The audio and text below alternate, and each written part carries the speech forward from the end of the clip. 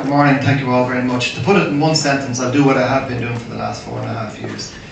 When I went out to the Parliament, there was a vacancy on the Foreign Affairs Committee for a Fine Gael member, and because I've been European Affairs Minister and Chairman of the European Affairs Committee at the Dóchas and twice been spokesperson on Foreign Affairs, it was presumed I would want it. I didn't want it. I sought instead membership of the Development Committee.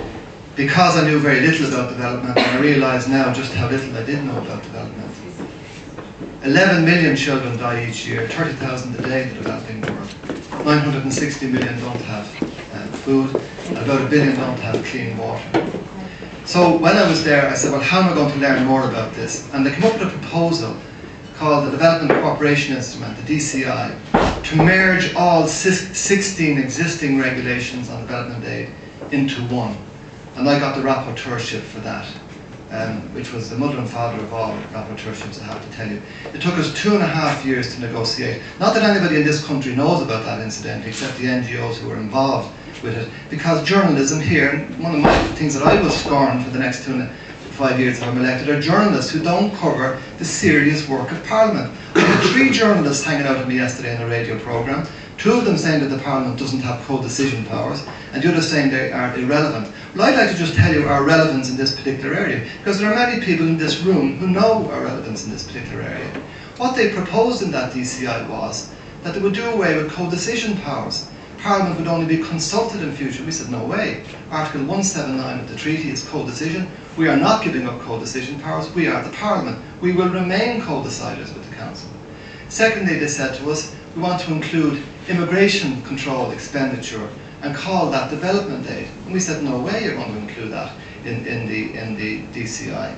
And thirdly, we said to them, we are now going to set you targets. And you're right about the targets, but we did say in what is now the basic law of the European Union on development aid that we want 20% targeted at basic education and 20% targeted at basic health. Now that didn't happen overnight. I thought this was going to take 6 months of my life. It took 2.5 years. I came under, we in Parliament came under, the most severe pressure to give in on this. Every time the presidency of the European Union changed, didn't matter who they were, they wheeled in the Secretary of State of the new country and they put pressure on us to give in. We did not give in. And with all of these regulations expiring, we agreed only on the basis that they would give us oversight, which means they have to send us regional strategy papers, national strategy papers, and national programmes.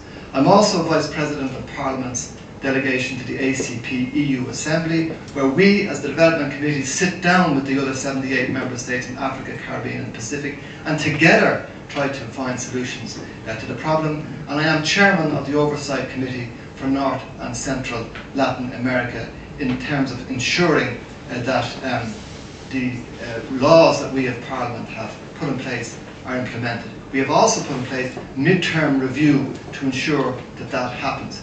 If I am re-elected to the Parliament, I will again seek membership of the Development Committee. I sought membership of the Economic and Monetary Affairs Committee to look after Ireland's interests, because 1/3 of all our corporation taxes are collected from the Financial Services Centre. But I sought membership of the Development Committee because I believe, for selfish and selfless reasons, we have to make the developing world the top of our political agenda. And that is what I will do, and that's what I have been doing. Thank you very much.